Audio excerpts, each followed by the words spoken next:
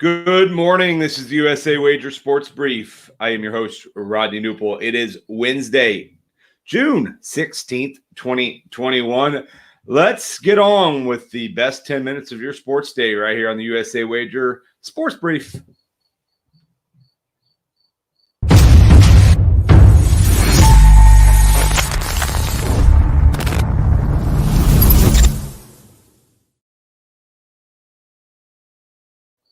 All right, let's get right into it. We got plenty to talk about in the world of sports from last night, Tuesday, June 15th. Let's start in the NBA, where the Brooklyn Nets are now up 3-2 in their series after an epic 71-49 second half, which downed the Milwaukee Bucks. And now the Nets lead that series 3-2. Again, the Nets were down big at half, but it made a big second half comeback. And in a pivotal game 5, not a deciding game 5, but a pivotal pivots towards the Nets with just one more win in the next 2 games. Although the series does move back to Milwaukee for game 6 tomorrow, that was a huge win for the Nets. And in the middle of that huge win was just an absolutely epic for the books, one of the greatest of all time performances from Kevin Durant. 49 points, 17 rebounds, 10 assists.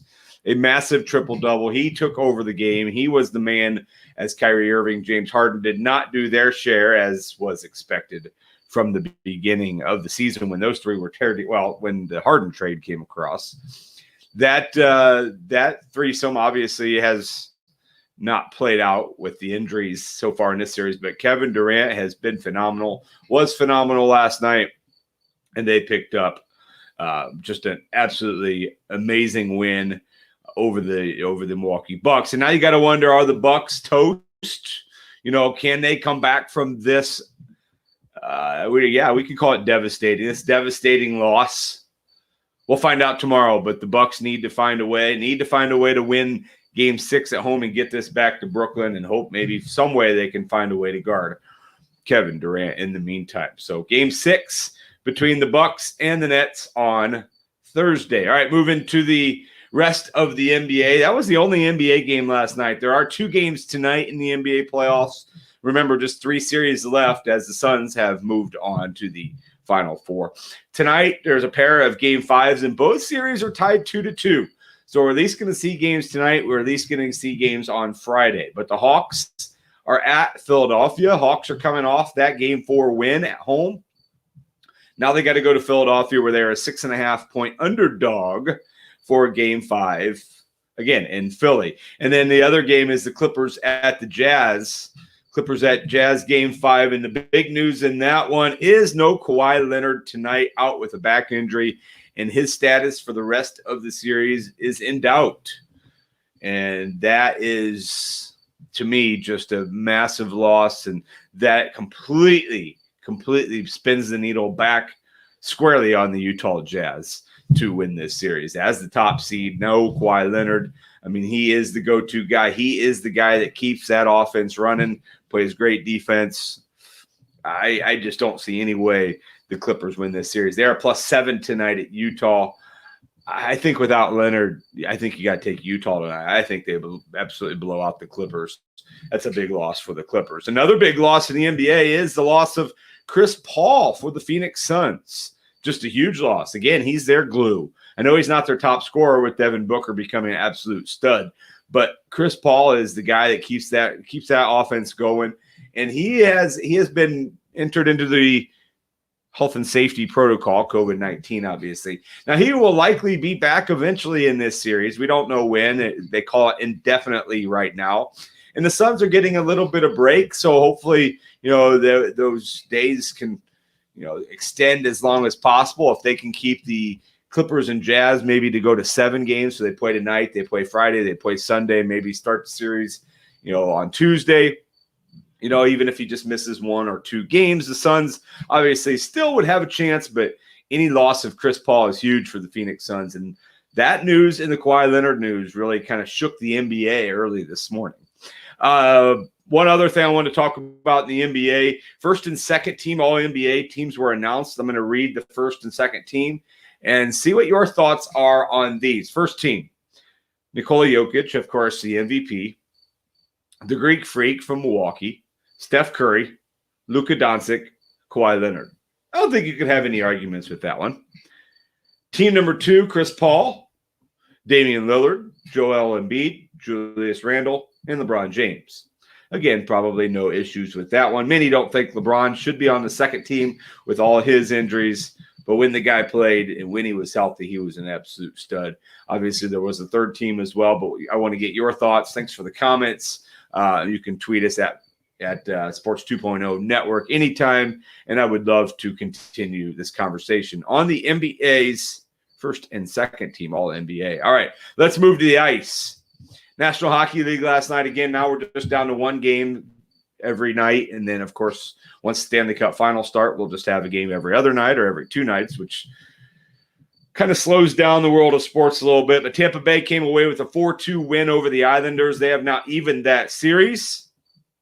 Game 3 will be tomorrow in Long Island, where the Islanders look to regain the series lead. It was 4-2.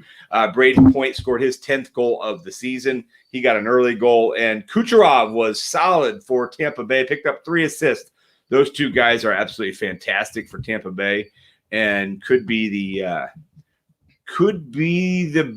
best pairing offensively remaining. I mean, there are several guys, 4 teams that are great remaining in the NHL, but I love that pairing. And those 2 guys just continue to get it done for Tampa Bay. Tampa Bay just throws it at you, and they just keep coming. So they came away with a win last night. Vasilevsky with 24 saves. It's now 1-1 in the series. Tonight's game from Vegas. Montreal is at Vegas. Vegas is just a massive favorite at minus 255. Again, I think consider taking the minus 1.5 and get closer to even money, and even consider the under again. I mean, Carey Price isn't bad. In fact, Carey Price is really good. And I just don't think Montreal scores much. 3-2 game, 4-1 game again. I like the under in this one, and I think I could consider taking Vegas minus 1.5, like a 4-1 game, 3-1 game, even a 3-0 game. I think Montreal goals will certainly be at a premium there. All right, moving to Major League Baseball. Paul Goldschmidt walk-off home run for the Cardinals. They've now won 2 straight after really struggling. And the good news for the Cardinals is Milwaukee and the Cubs both lost. The Mets topped the Cubs 3-2.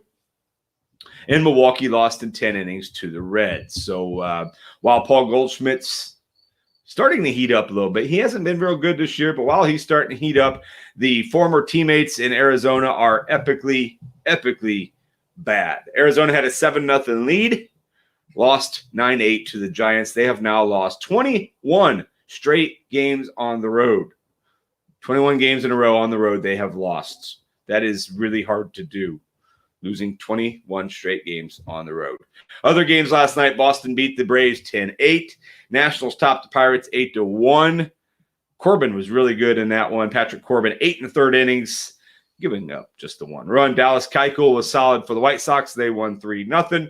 And the Dodgers topped the Phillies last night. I know a guy that picked up a 9-team parlay last night. He picked up all the wins of a nine-round parlay, and the Dodgers were his final team. He had a chance to cash out for about half the money in the 6th inning. In a tie game, he held on, and the Dodgers picked up the win. And so congratulations to him on that. Let's move to today's slate. A ton of afternoon action today. Again, the Marlins are at the Cardinals. Alcantara's on the mound for the Marlins. They're minus 120. Detroit's at Kansas City. Cincinnati's at Milwaukee. Cincinnati's won 5 straight games. Tampa Bay's at the White Sox, minus 140 for the White Sox. Lucas Giolito's on the mound for them. San Diego is at the Rockies. The Angels are at Oakland. Pittsburgh at Washington. Those are just a few, or those are the afternoon games. And then tonight we can go Yankees minus 150 at Toronto. You could go Jacob deGrom, but he is astronomically a big favorite against the Cubs as Robert Stock pitches for the Cubs. DeGrom is minus 130 or 330, excuse me. The Red Sox are at the Braves. Texas is at Houston. Houston's a big favorite with Zach Greinke on the mound.